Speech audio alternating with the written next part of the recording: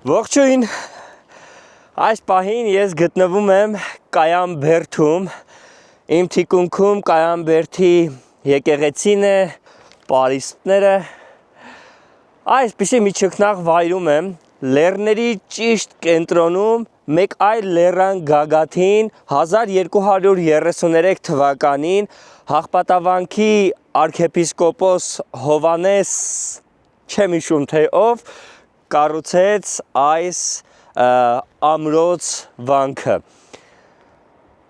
Վստահաբար այստեղ իր ժամանակին եղել է կյանք, այստեղ եղել է աժոտաժ, գործունեություն են ծավալել մեր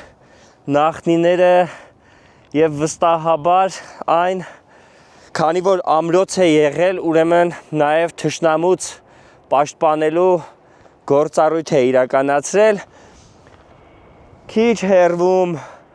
Ալավերդի քաղաքն է, ներքևում Դեբետ գետը,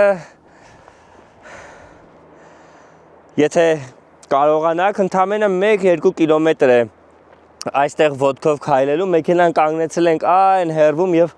ոտքով եկել էստեղ, շատ դժվար չէ, չնայած հեշտ էլ չի կարելի կոչել, այնպես որ եթե հնարավորություն ունենաք, դուք էլ անպայման եկեք վայելեք այս մթնոլորտը, այս հրաշքը, պատկերացրեք սառը մեղմ քամին,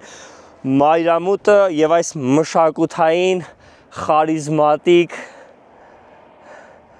արժեքը